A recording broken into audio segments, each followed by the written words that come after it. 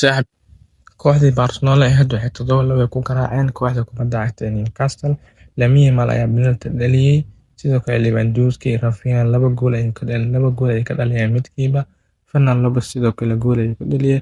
Barcelona waxay markeedii 25aad u gudubtay wareegga xiga ee shidmaadka.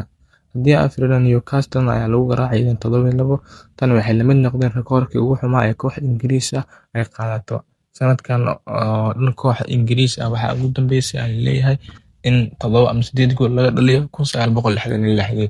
Tani waxay ceeb weyn ku tahay kooxaha Ingiriiska, khaasatan kooxaha Chelsea, Tottenham iyo sidoo kale kooxda Newcastle. Chelsea waan ognahay 8-2 in lagu garaacay, haddana Newcastle 8-3 lagu garaacay, Tottenham 5 gool iyo 7 gool lagu garaacay. Tani waxay ka dhigan tahay ayaa la yiri in kooxoyinka Ingiriiska sanadkan ay ceeb weyn ku sugan yihiin, maadaama tan iyo 1966 aan koox Ingiriis ah 8 ama 7 gool laga dhalin. Sidoo kale xiddiga lagu magacaabo Lewandowski ayaa rikoor weyn sameeyay, isagoo 41 kooxood oo kala duwan ka dhaliyay gool UEFA Champions League. Tani waxay ku tusinaysaa in ciyaaryahankan ciyaar weyn uu yahay. Ciyaaryahankan uu usoo ciyaaray kooxda Bayern Munich iyo Barcelona, ciyaaryahan lama joojiyaan uu yahay, inkastoo sanadkan ugu dambeyso oo la leeyahay waa duqoobay kooxda waa isaga tagaa. Rikoorkan hore waxa uu sameeyay Lionel Messi, balse xalay waxaa jebiyay xiddiga lagu magacaabo Lewandowski kadib daqiiqadii 56 iyo 61 goolasha uu kala dhalinayay ayaa la yiri. Sidoo kale haddaan fiirino, Liverpoolna waxay 4-0 ku garaaceen kooxda kubadda cagta ee Galatasaray. Goolasha waxaa kala dhaliyay Szoboszlai, Ekitike iyo Gavi iyo Mohamed Salah. Comeback xoog leh ayaa yimid Anfield saadaashii 2019 mid la mid ah way imaaday, inkastoo Galatasaray iyo aysan Barcelona isku mid ahayn. Mar walba Barcelona ay awood badan tahay, balse 2019 waxa u dhigma waa la helay. Xalay Anfield ayaa la imaado 4 gool iyo 0 ayaa la dhiibay. Taasina waa taa. Haddaan fiirino, xiddiga lagu magacaabo Mohamed Salah, isagana wuxuu sameeyay rikoor cajiib ah. Wuxuu sameeyay waa Afrikaankii ugu horeeyay ama xiddigii Afrikaanka ugu horeeyay 50 gool dhaliya Champions League. Xalay Mohamed Salah ayaa noqday asagoo dhaliyay goolna caawiyay. Mohamed Salah waa ciyaartoy fiican, waa haliyay, inkastoo khilaaf weyn uu kala dhaxeeyo ama aysan isku fiicnaan tababaraha Liverpool ee Arne Slot. Dhanka kale haddaan fiirino, kooxda kubadda cagta ee Bayern Munich ayaa xalay gudubtay, labada lug isku darna waxay ku gudubtay 10 gool iyo 2 gool, taasoo ay ku garaaceen kooxda reer Itaaliya. Waa kooxda kaliya ka socotay Itaaliya, xalna 12 ayaa lagu dhuftay. Talyaani sanadahan dambe Talyaani ma aha. Talyaani wuxuu ahaa 90-meedii ayuu Talyaani ahaa, balse 2000 iyo qarnigan iyo Talyaanigii hore ma aha. Kooxda kaliya ka socotna waxaa labada lug lagu garaacay 10 gool iyo 2 gool. taasi waxay ku tusaysaa in kooxoyinka Talyaaniga ay aad u liitaan, inkastoo sanadkii la soo dhaafay kooxda Inter Milan ay timid Champions League sanadkii kasii horeeyay 2023 sidoo kale ay timid Champions League. labada lugna isku dar waxaa lagu badiyay 10 gool iyo 2 gool. ciyaaryahanka ugu fiican Harry Kane ahaa, isaguna wuxuu sameeyay rikoor ah, wuxuu gaaray 50 gool. isaga iyo Mohamed Salah ayaa xalimin 50 gool oo Champions League wada dhaliyay. taasina waa rikoor kale waaye.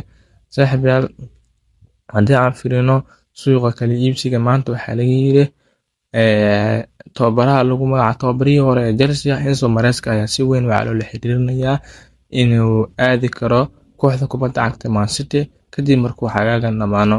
waxaa la sheegayaa in Pep Guardiola uu bixi karo sanadkan, Enzo Maresca uu aadi karo halkaasi. Maresca waa tababare fiican.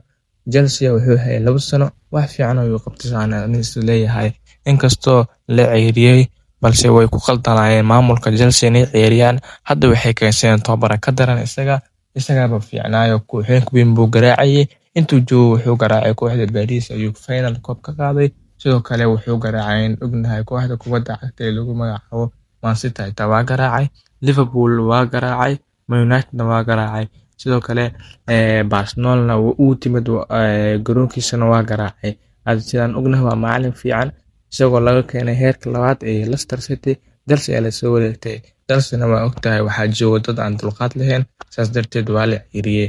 haddana waxaa la sheegayaa Pep sanadkan hadduu baxo waa tababaraha kuwaad ugu cadcad ee aadi kara kooxda kubadda cagta ee Manchester City. haddii fiirino, Enzo Fernandez ayaa wuxuu joojiyay heshiiskii Chelsea isagoo diiday inuu heshiis cusub uu saxiixo.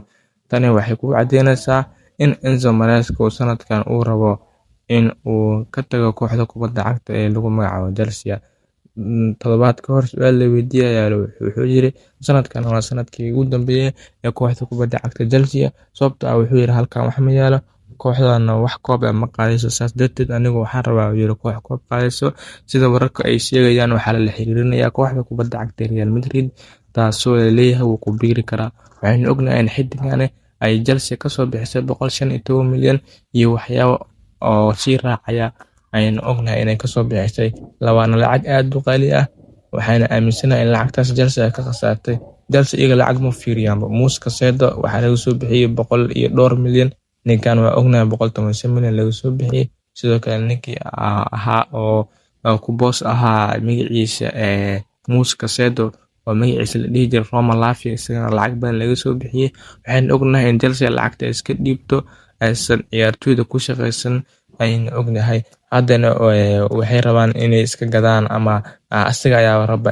leeyahay Enzo Fernandez inuu ka tago kooxda kubadda cagta ee Chelsea taasi waa taa haddaan fiirino Barcelona waxay rabtaa inay heshiis kala saxiixato xiddiga lagu magacaabo Marcus Rashford sida ay wararkii u dambeeyay ay sheegayaan Barcelona waxay u baahan tahay leeyahay garab sababtoo ah waxaa loo baahan yahay garab lagu bedelo Lamine Yamal ama haddii Rafinha ama mid u dhaawacmo ama ay daalaan seasonka oo dhan hal qof ma ciyaari karo koob yar ayaa la ciyaaraya liga ayaa la ciyaaraya Champions League ayaa la ciyaaraya saas darteed Barcelona waxay rabtaa in xiddigan 3 sano ama 2 sano oo heshiis ay kala saxiixato sida uu sheegay wariyaha caanka ee Fabrizio Romano haddii aan fiirino saaxiibayaal wararkii u dambeeyay ee kooxda kubadda cagta ee lagu magacaabo Arsenal iidan waxay rabtaa xiddiga garabka u ciyaara kooxda kubadda cagta ee lagu magacaabo Paris Saint-Germain oo Chelsea ka dhalinayay 3 gool Kvaratskhelia ay rabtaa balse kooxda kubadda cagta Paris Saint-Germain way diiday inay Kvaratskhelia dhiibto Arsenal target ayay ku raadinaysaa ciyaaryahankan waa ciyaaryahan fiican oo aad iyo aad u fiican runtii si oo Paris Saint-Germain u yimidna Parisna waxba isaga bedelay waa ciyaartoy aad u fiican wuxuuna u buuxiyay booskii Kylian Mbappe ayuu u buuxiyay runtii haddii xaqiiqada laga hadlo taasi waa taa haddii aan fiirino Safino waxaa doonaya kooxda kubadda cagta Tottenham Safino waa da'yar oo u soo ciyaaray kooxaha Girona sidoo kale Man City uu hadda ka tirsan yahay Tottenham waxay rabtaa inay gadato ninkaana waxay ku raadinaysaa qiimo dhan 50 milyan balse kooxda kubadda cagta Manchester City waxay dalbatay inay 70 milyan keento kuwana waa wararka ugu weyn ee maanta 19 Maarch 2026 saaxiibayaal ilowina subscribe saarto like dhahdo fiidiyoga una share garayso asxaabtaada waad mahadsantahay subscribe na soo dhaha maalin walba ayaa idinka sheegnaa halkan saaxiibayaal 100 subscribe na gaarsiiya waa mahadsantihiin